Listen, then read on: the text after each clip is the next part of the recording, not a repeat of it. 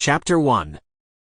To be able to invite Professor Xerxes, it must be a group of excellent students who receive such attention from the Academy.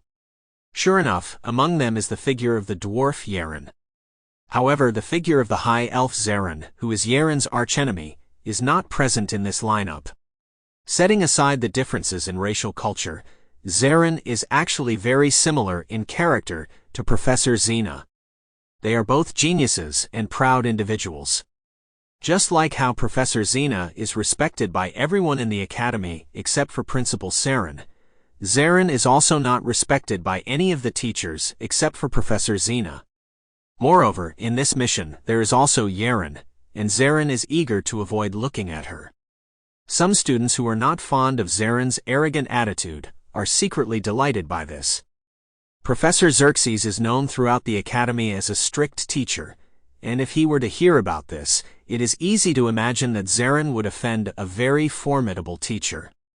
Among all the outstanding participants of the new class, Ethan and Vesta, although they are accompanied by Professor Adric, have different goals from Professor Xerxes. However, they are still part of the same team. Although the decision to go out for training is voluntary, it is indeed surprising that Zeren, who has always performed exceptionally well, is absent from this group. However, Professor Xerxes unexpectedly agreed with Zeren's seemingly perfunctory reason. This strict and capable male magic teacher does not insist that his teaching methods are the only correct ones. He is willing to admit that there are many teachers in the Academy who are stronger than him, especially Professor Xena. He does not consider himself a match for her in a fight. Therefore, he does not believe that his teaching methods are the absolute best, even though Principal Seren entrusted him with the important subject of refining magical power. Professor Xerxes is constantly improving his teaching strategies, which is why all the teachers at the Northern Academy, including Principal Seren, admire and respect him. Since Zeren believes that she will be more efficient if she stays in the Academy, Professor Xerxes does not see any problem with it. He just advises Zeren to be strict with herself, especially when studying independently.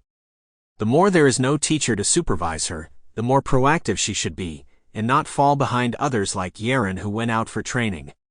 Professor Xerxes is pleased to see students willing to try self-study.